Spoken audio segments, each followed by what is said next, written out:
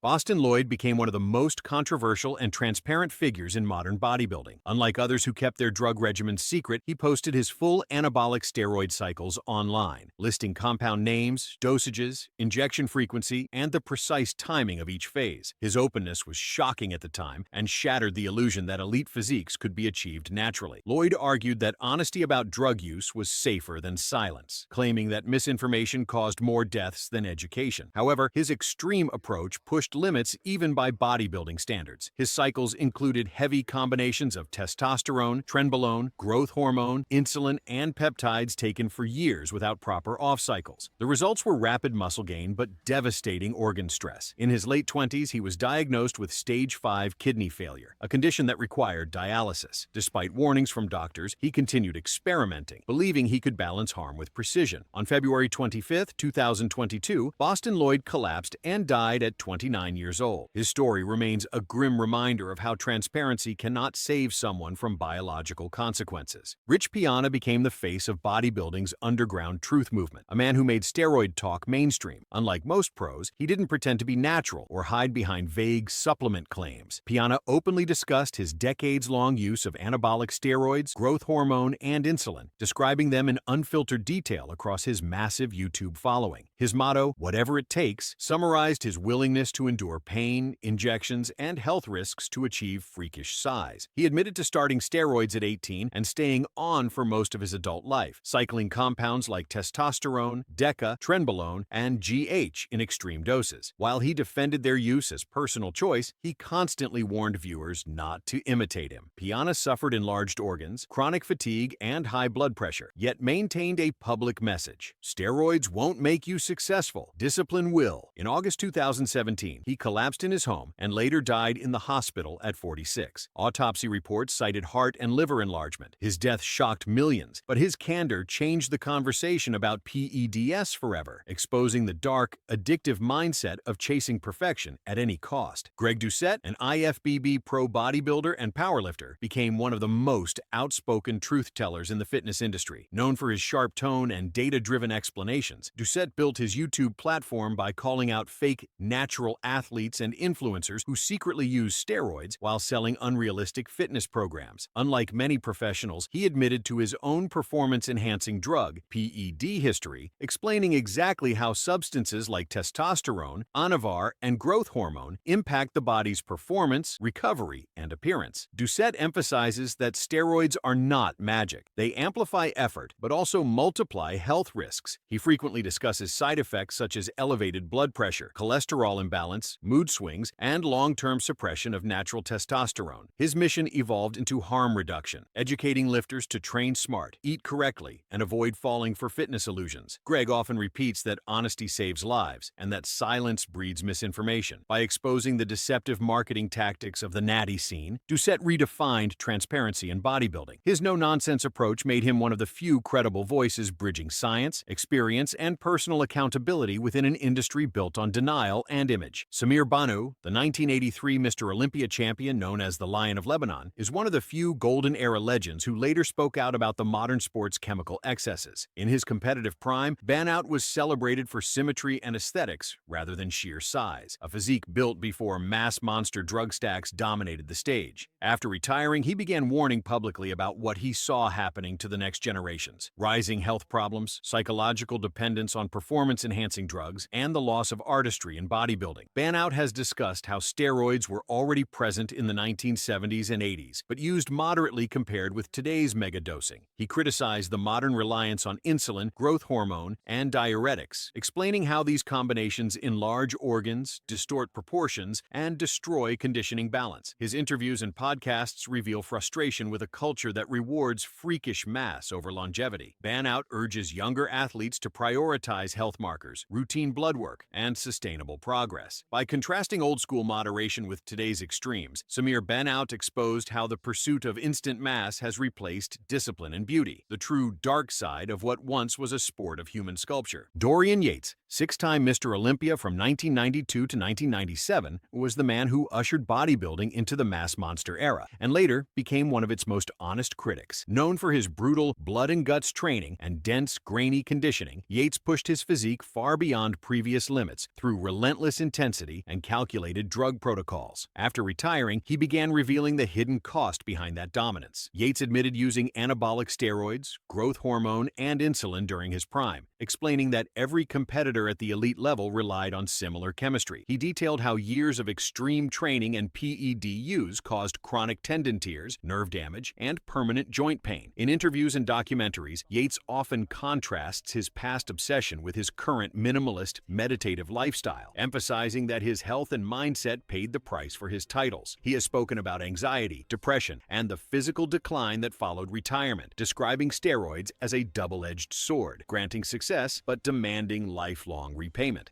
His reflections transformed him from a symbol of intensity into a rare voice of introspection, exposing the mental and physical wreckage left behind by bodybuilding's pursuit of superhuman perfection. Arnold Schwarzenegger, one of the most influential figures in bodybuilding history, has long been candid about the role steroids played during his competitive years. Competing in the 1970s, he admitted to using anabolic steroids like dianabol and primobolan, which were legal at the time for medical purposes and commonly prescribed to enhance recovery. However, unlike the modern era's chemical experimentation, usage then was limited in duration and dosage. Arnold has repeatedly explained that his decision was driven by the desire to remain competitive, but he also emphasized the danger of abuse. Over the decades, he's spoken against modern mass-building culture, criticizing the extreme dependence on growth hormone, insulin, and massive drug stacks. As California's governor and public figure, he used his platform to advocate for natural fitness, balanced nutrition, and health-first training philosophies. In interviews, Arnold expressed regret that the sport has evolved from the pursuit of aesthetic perfection into one dominated by chemical engineering. His openness demystified an era of bodybuilding often idealized as pure, exposing that even its golden heroes operated in a world where enhancement came with consequences. His transparency remains one of the earliest public acknowledgments of performance enhancer use by a global sports icon. Ronnie Coleman, 8-time Mr. Olympia, is both the greatest and most tragic example of bodybuilding's extremes. During his dominant years from 1998 to 2005, Coleman built an unmatched combination of muscle size, density, and conditioning. He admitted to using anabolic steroids under medical supervision, a common practice at the elite level, but he also pushed his body to mechanical failure through extreme lifting. His training philosophy of lightweight baby led him to squat and deadlift over 800 pounds repeatedly while maintaining competition shape. Decades of that intensity, combined with performance-enhancing drugs, caused irreversible joint and spinal damage. By his 50s, Coleman had undergone more than a dozen major surgeries, including multiple spinal fusions and hip replacements. Today, he moves with the aid of crutches and has partial nerve impairment. Despite his pain, he often speaks openly about the risks he took, saying he'd do it all again. In interviews and documentaries, he warns new athletes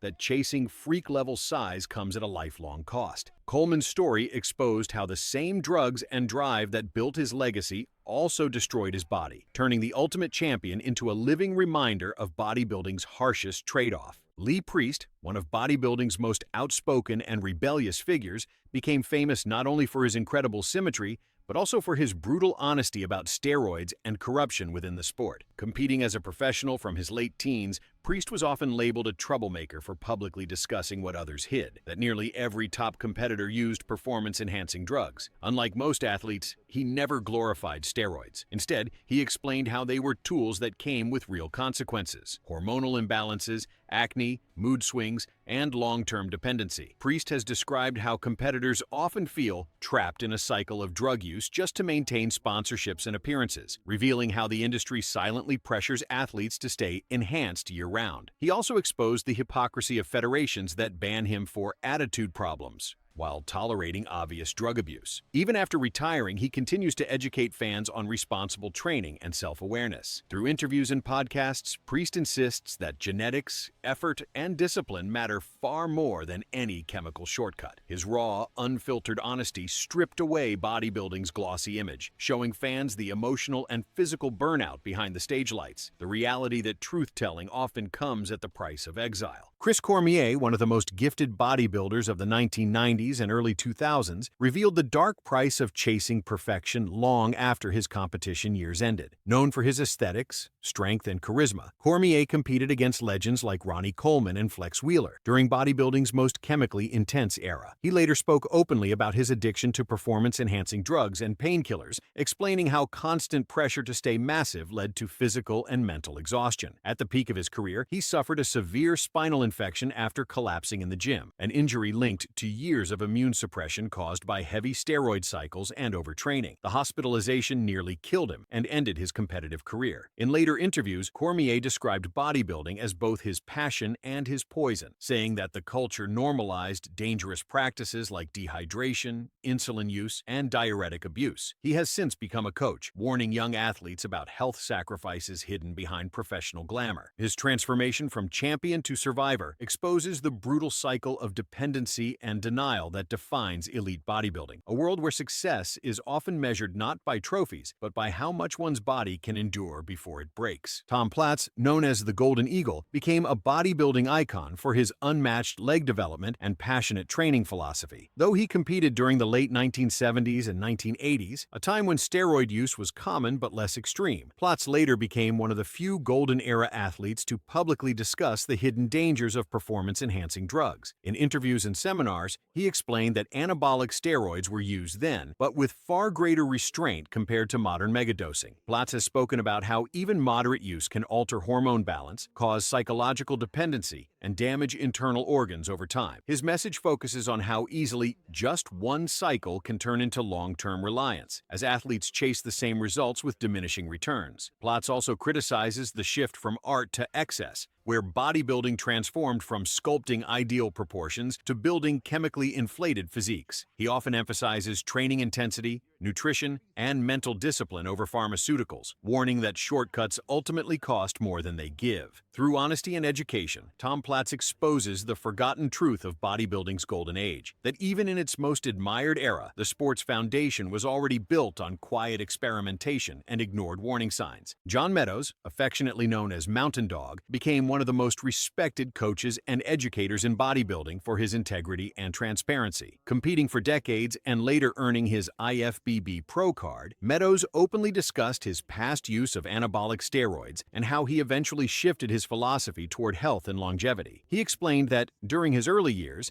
the sports culture encouraged secrecy. Athletes shared dangerous dosing protocols privately while pretending to be natural publicly. Meadows broke that silence by teaching responsible PED management and the importance of post-cycle therapy, blood testing, and organ support. His approach centered on minimizing harm while maintaining performance. After suffering a near-fatal colon rupture in 2005, he became a vocal advocate for balanced lifestyles, warning lifters about overtraining, extreme diets, and blind trust in chemical enhancement. Despite his death in 2021 from a heart condition, his legacy lives on through thousands of athletes he coached. Meadows' honesty and evidence-based education made him one of the few professionals to bridge the gap between bodybuilding excellence and health awareness, exposing that even moderate drug use requires respect, discipline, and medical understanding. Dallas McCarver was seen as the future of bodybuilding, a genetic marvel who achieved massive size and maturity at an unusually young age. Standing 6 feet tall and weighing nearly 300 pounds on stage, McCarver's rise through the IFBB ranks was meteoric. Yet behind the muscle was a dangerous cocktail of ambition, overtraining, and extreme chemical enhancement. Friends and coaches later confirmed that he relied heavily on high-dose anabolic steroids, growth hormone, and insulin, substances that, when combined, can put catastrophic strain on the heart. In August 2017, at just 26 years old, McCarver was found unconscious at home after reportedly choking on food, but his autopsy told a deeper story.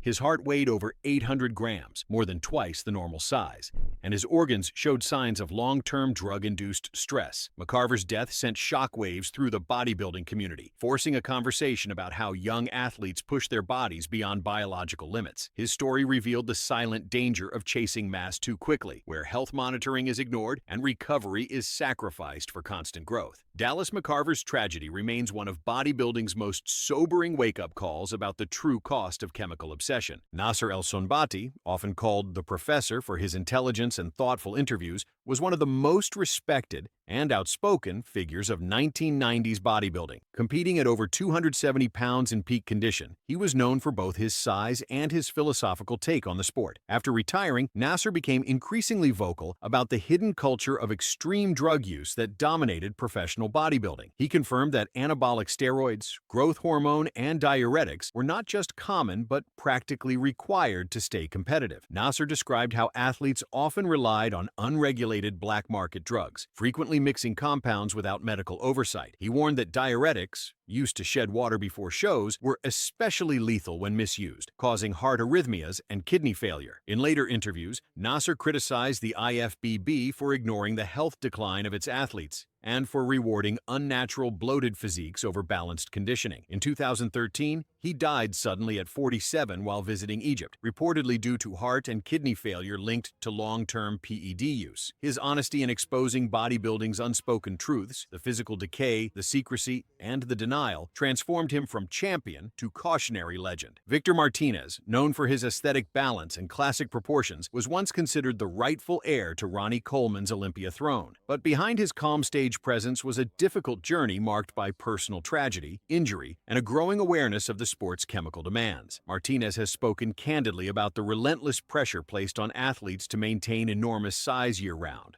often at the cost of their health. He explained how steroids, growth hormone, and insulin became normalized tools rather than exceptions, and how competitors were judged less on beauty and more on sheer mass. After suffering severe knee injuries and serving time for immigration issues, Martinez began reflecting publicly on the mental and physical toll of the lifestyle. He discussed hormonal crashes, liver strain, and depression during off-cycles, describing PEDs as a trap that turns dedication into dependency. Despite his hardships, Martinez remains active in the community, urging lifters to prioritize recovery, proper medical supervision, and self-awareness. His honesty offered rare insight into how steroids, once seen as shortcuts to success, can consume a career from within, leaving even the strongest physiques vulnerable to the invisible cost of survival in modern bodybuilding. Tony Huge, born Trevor Smith, became one of the most polarizing and controversial figures in modern bodybuilding for his radical transparency about experimental drug use. A former lawyer turned self-styled biohacker, he founded the Enhanced Athlete movement, which centered on testing and documenting performance-enhancing compounds that often existed in legal gray zones. Unlike others who spoke about regret, Tony promoted open experimentation, filming himself and others using substances like SARMs, insulin, growth hormone, and selective estrogen modulators. However, he also revealed the dark reality behind his approach: uncontrollable side effects, hormonal crashes, and severe organ strain that he personally experienced. His experiments drew criticism from athletes and scientists alike, who accused him of glamorizing dangerous behavior. Over time, Tony shifted tone, acknowledging that most bodybuilders underestimate the cumulative damage caused by drug layering, combining dozens of compounds simultaneously. His YouTube interviews and self-documented trials exposed an unfiltered look at bodybuilding's underground pharmacology, where ambition and curiosity blur into addiction. Though still controversial, Tony Huge's work exposed the reckless experimental side of the industry, where pursuit of enhancement often crosses into self-destruction. Paul Dillett, a Canadian IFBB pro bodybuilder, was one of the most physically imposing athletes of the 1990s, a true mass monster whose freakish size pushed the boundaries of what seemed humanly possible. Standing 6 feet 1 inch and weighing nearly 290 pounds on stage, Dillett represented the extreme chemical era that followed the golden age of aesthetics. His career, however, revealed the terrifying dangers behind such size. During the 1994 Arnold Classic, Dillett suffered a full-body seizure on stage, freezing in place as his muscles locked from dehydration and electrolyte imbalance caused by heavy diuretic use, a dangerous practice meant to achieve paper-thin skin. The incident became one of bodybuilding's most shocking moments, publicly exposing what athletes privately risk to impress judges. Afterward, Dillett admitted that the combination of drugs, water restriction, and exhaustion nearly killed him. Though he later recovered and continued competing, the event haunted his reputation and served as a warning about diuretic abuse. Dillett has since spoken about how competitors are pressured to take extreme measures for conditioning, even at the cost of organ failure. His story remains a haunting example of how perfection on stage can hide catastrophic suffering beneath, a defining moment in bodybuilding's dark chemical history.